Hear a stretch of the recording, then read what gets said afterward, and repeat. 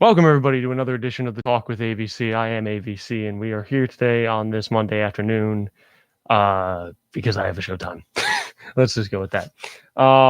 So as of yesterday, the MLB season has officially wrapped up. This is the MLB, of course, segment of our show, and the playoff seeding is now completely in effect. And I'm going to be going over my predictions for obviously the MLB playoffs. So in the first round, we are going in the AL side. We are going to be having the one-seeded Rays taking on the Blue Jays. I definitely have the Rays going over here. I think it's rather simple. The Rays have arguably one of the best teams in baseball this year. They are coached well. They are assembled well. They don't make a lot of mistakes, which I think is very key with them, and they're very consistent. So I like the Rays over the Blue Jays in this era. The Blue Jays are flashy, but I think they're still another 2 or 3 years away from truly competing. They'll be here soon, but it's not ready for them this year. And the second matchup we got to talk about is, and obviously these games are going to be best of 3 series that will begin starting, I believe, Monday or Tuesday, one of those 2 days. The next matchup is the 4-seeded Cleveland Indians taking on the 5th-seeded New York Yankees. As a Yankee fan, I obviously have the Yankees going over here. But as to why, I'm not going to lie, I am a little scared of Cleveland. There are very few teams in baseball that are hotter right now than the Indians. And though I think on Tuesday everybody's going to like seeing Shane Bieber versus Garrett Cole, that is a amazing pitching matchup and should be a lot of fun to watch. My worry here is, can the Yankees get 3 solid outings from their starting pitchers without one of them flaming out? Because Cleveland, I think, is going to get 3 solid starting outings from their pitchers unless the Yankees lineup really decides to go nuts. But the key is going to be, you're going to have to score runs to beat Cleveland because they have solid pitching. So either the pitching's got to be locked down or you got to score runs.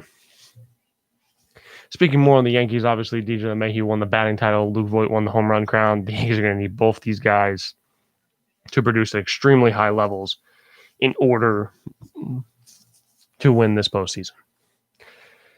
Next up is the Twins and the Astros. I have the Twins going over here. You know, the Astros do have playoff experience, but, no garbage cans this time, so that's always an interesting thing.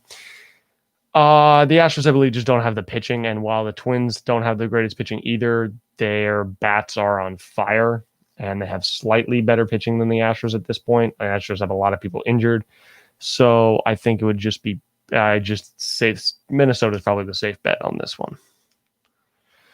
Next one, which I think will actually be very interesting, this is a matchup I'm looking forward to seeing, is the Oakland Athletics and the Chicago White Sox. Chicago was another team that I didn't think would be ready for another year or two, and these last few games have kind of shown that. They have a lot of firepower on the offensive side. The real question comes into, besides Lucas Giolito, who's going to be able to step up as a pitcher. Dallas Keuchel's looked good in spots.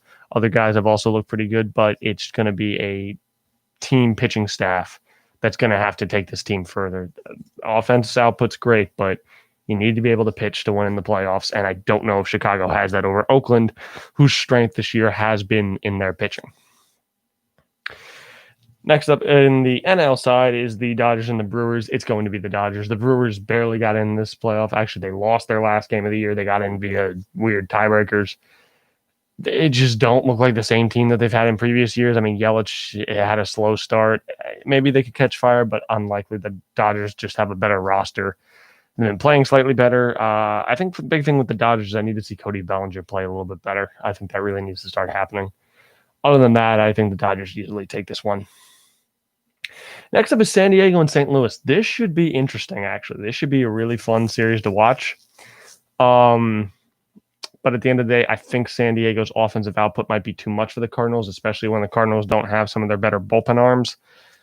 Obviously, yeah, I kind of said with the Padres, no Kirby Yates, no Likey for the World Series, but I think they can win this playoff series against St. Louis, who's in kind of a similar boat to them. Next is the Cubs and the Marlins. I'm obviously going with the Marlins. No, I'm kidding. But one interesting fact about the Marlins is in their entire history as a professional baseball team, they have never lost a playoff series. That said, they haven't been to the playoffs since, I think, their last World Series run because they've never lost a playoff series. So their last time was, I believe, the 2004-03 World Series run, whatever the last time the Marlins were in the World Series. That was their last playoff run. So they are back. Maybe that will hold too and they'll just go all the way through again. But in all honesty, I see the Cubs taking this one. The big thing with the Cubs is the bigger bats need to start being more consistent. I mean, Wilson Contreras has been good, but Bryant, Baez, Rizzo, you guys really need to step up if you're hoping to go anywhere in this postseason. Miami, I like some of the strides you made this year. I think some of your guys are starting to show some potential. They're lacking that real star that can take them to the next level. Maybe they'll find that in the pitching rotation. They've got some solid young pieces. They're starting to kind of dig themselves out of the muck. And as long as ownership doesn't act all cash-strapped again, they should be on pace to become a playoff contender and maybe even a perennial playoff contender, and maybe even a championship contender maybe 3 or 4 years down the line. And last up in the first round matchups, it's the Braves and the Reds. This series is interesting because this is where I see an upset alert. I like Atlanta. Here's the thing.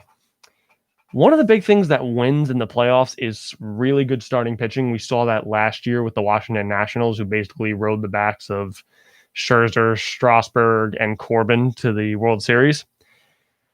And it's hard to argue that the Reds don't have one of the best starting rotations in baseball between not only just Trevor Bauer and Sonny Gray, but the rest of that rotation is incredibly solid. The big worry for me comes with their bats and their bullpen, but their bats have some playoff experience. You got guys like Mike Moustakas, Joey Votto.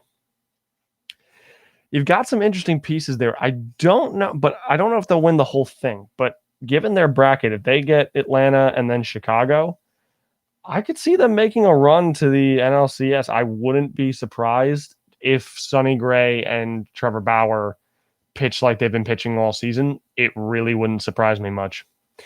So that is the first round prediction. So to recap, I have the Rays over the Blue Jays, the Yankees over the Indians, the Twins over the Astros, the A's over the White Sox, the Dodgers over the Brewers, the Padres over the Cardinals, the Cubs over the Marlins, and I actually am going to make a bold prediction. I have the Reds over the Braves.